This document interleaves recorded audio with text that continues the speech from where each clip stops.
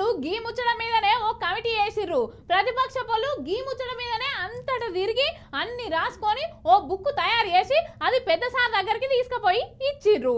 ఇక ముఖ్యమంత్రి రేవంత్ రెడ్డి సార్ కూడా గట్టిగానే గరమైతాడు గీ ముచ్చట మీద. కానీ ఈ ముచ్చట మాత్రం ఎప్పట్లెక్కనే నడుస్తుంది. గా ముచ్చట ఏందో మీరే చూడుర్రి.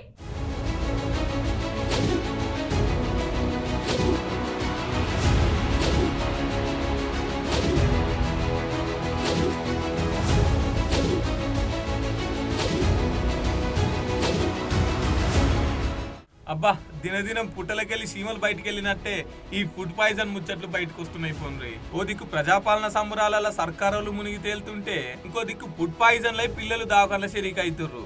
ఇగో నిన్న వికారాబాద్ జిల్లా తాండూరు మండలం సాయిపూర్ ట్రైబల్ వెల్ఫేర్ గర్ల్స్ హాస్టల్లా 30 మందికి ఫుడ్ పాయిజన్ అయింది. అటుల్లా వెంటనే దావకాలకు తీసుకుపోయిర్రు.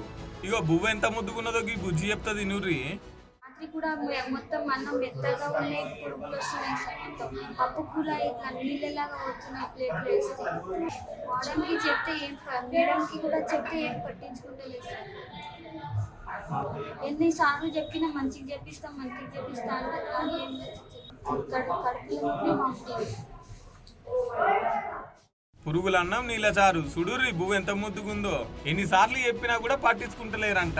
ఇగో పాపం నొప్పి తట్టుకోలేక మమ్మీ మమ్మీ అనుకుంటా ఎట్లా తల్ల తిడుతుందో చూడుర్రి.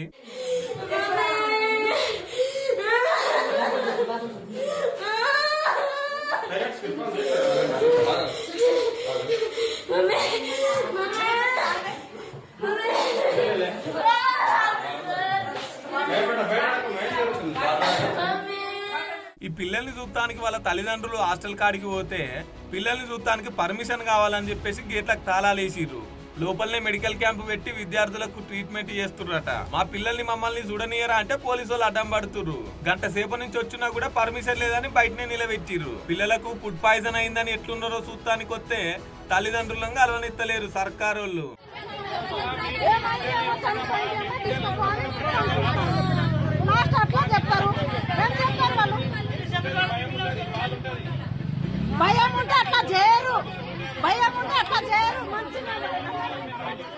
ముద్దుగుంది పోన్రి వీళ్ళు బువ్వ పెట్టరు, తల్లిదండ్రులను ముచ్చట బయటికి రాకుండా కలవనియరు.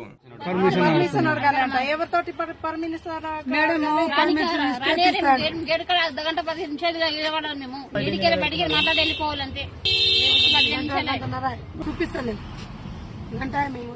ఓ దిక్కు బడి పిల్లలకు బువ్వ పెట్టేందుకు దిక్కు లేదు గాని ఇంకో దిక్కు మైక్ అందుకొని 1 కోటి మందిని ఆడపిల్లల్ని కోటీశ్వరులను చేస్తామని చెప్పేసి సర్కారులు ఊపదొంపుడు మాటలు చెప్తున్నారని బాగానే గరం అవుతుర్రు పొలిటికల్ ఎనలిస్టులు. దీని మీద కమిటీలు వేసినా ఆగుతలేవు, అటు బీఆర్ఎస్ వాళ్ళు గురుకుల బాటాన్ని పెట్టినా ఆగుతలేవు. ఏ చేసినా కూడా వీళ్ళకైతే సోయొత్తలేదు. ఇంకా మునుముందు ఇట్లా ఎన్ని అవుతాయో ఎప్పుడు రేవు కొత్తదో పోన్రి.